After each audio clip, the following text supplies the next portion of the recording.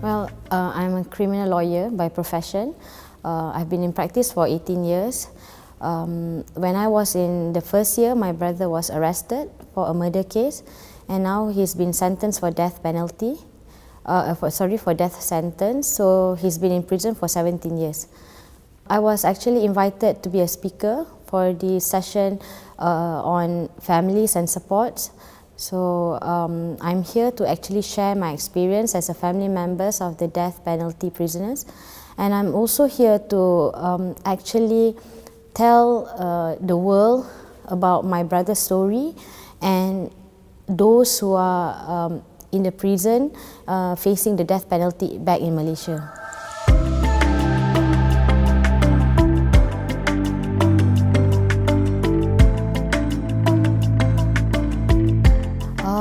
My brother was a victim of witchcraft actually, which is actually a rampant in Malaysia. At that time, he didn't even know the victim, but under the influence of witchcraft, so he committed the crime. During the proceedings, he didn't even remember me, my mom, my dad, and even the incidents happened.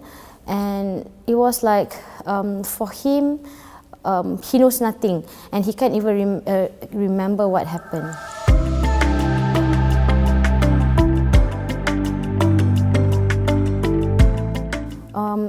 The trial was, he was actually arrested in 2002, and the trial started in 2004. That means he was in remand before hearing in the prison for 2 years.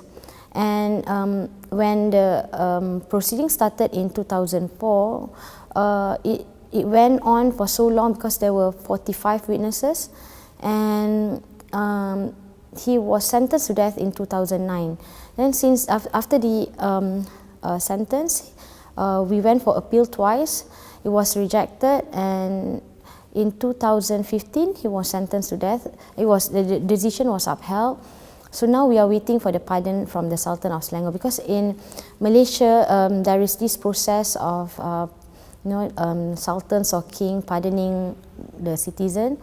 However, till now there was no sitting by the sultans, and we are still waiting for it.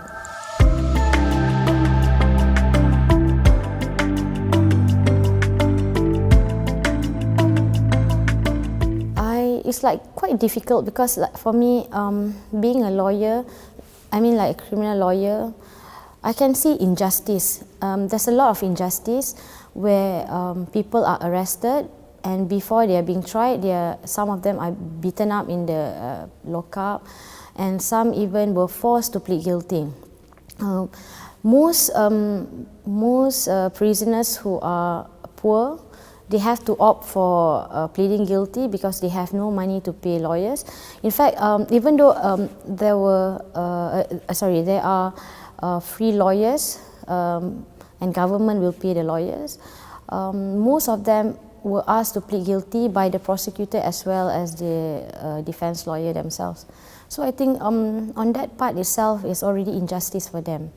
So when I see all this injustice, I took certain cases for free, even though there are cases being appointed by the court itself, but I never claim. For me is that if I want to do a case for that person and to uphold justice, I'll just do it for free.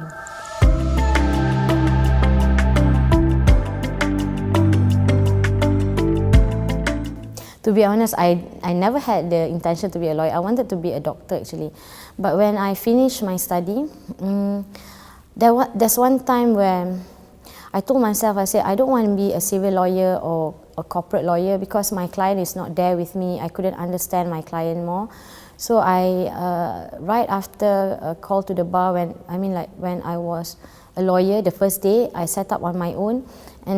And that time I realized that I really want to be a criminal lawyer because I want to speak on behalf of the client. Because if they don't have a good criminal lawyer, they'll be sitting in court, just looking at the judge, and no one is really actually telling the court what's happening. Because that time I've been to court a few times, and I've seen like lawyers and judges as well as prosecutors were like talking among themselves, and the client cannot even hear their voice. So that's where I really want to be a criminal lawyer, because I know my voice is really loud and I can be really, really strict and fierce in court.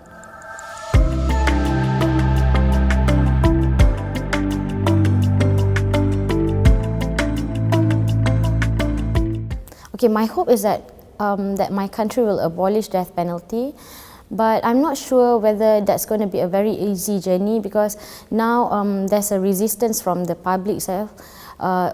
In Malaysia, we did have this research and survey where, if I'm not mistaken, I'm not so sure, but according to what I remember, it was like 70% or maybe 80% of the public is pro-death penalty. So only few are against death penalty. In fact, there are some people, even my clients, even lawyers, are against my cause, and they said that death penalty is really good to deter crime. So it's going to be a very difficult journey, and it's either you're alone or you're not alone. But for me, the cause must go on.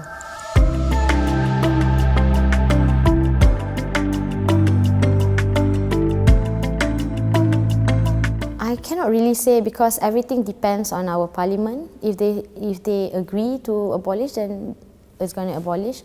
Because I know government, they don't really they listen to the public, but to the citizens, but they have their own decision. So at the moment, to be honest with you, I'm not sure, because if I say that Malaysia is going to abolish and suddenly they don't abolish, so it's going to be frustrated. But for me, hope is there. There are members of the parliament who are also with me, who also agree that death penalty is cruel. But there are also members of parliament who think that death penalty is the best way to deter crime.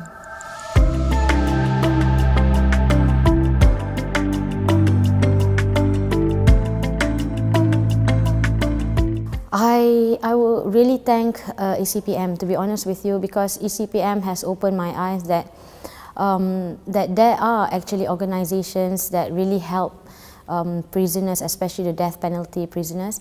Because before this, I was like alone, fighting alone, and I didn't even know there are organizations who are helping and try to support the families as well as the prisoners.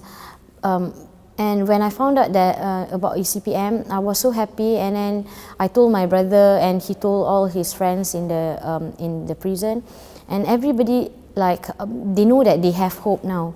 So I think that ECPM really play an important role in my cause and in my brother's life and hope, and I believe that those prisoners in Malaysia who knows about this are really looking forward to ECPM support and help. It's just that I really hope that all these organizations could actually penetrate into our prison and go and see all these prisoners, at least tell them that they are here to help. So, because I don't want all these people who have no knowledge about this end up in prison feeling lonely, feeling hopeless, without any hope. With ECPM, or any organization, coming to them, saying that we are here to help, they could actually feel that there are places that they can go. Even if, let's say, they are released, they know where to go.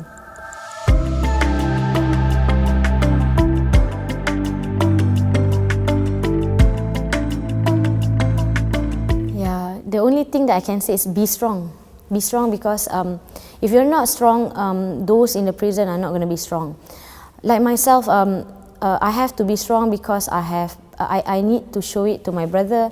I need to make my mom strong, because I lost my father and my grandmother while my brother in the prison. They were really sad to the extent that they developed cancer and then they passed away. So the only thing that we can avoid all this for other families is that even if you are not strong, you have to pretend you are strong. You have to portray to the world that you are strong, because if you are not strong, you will not be able to cope with the humiliation, with the insultation from other people, the mockery, like people mocking you, and you will never be able to survive, because not many people will understand you. If you don't be strong, you won't be able to understand the situation, and you will blame yourself, you will blame the world, you will blame God, you will blame everybody. So being strong is the most important thing.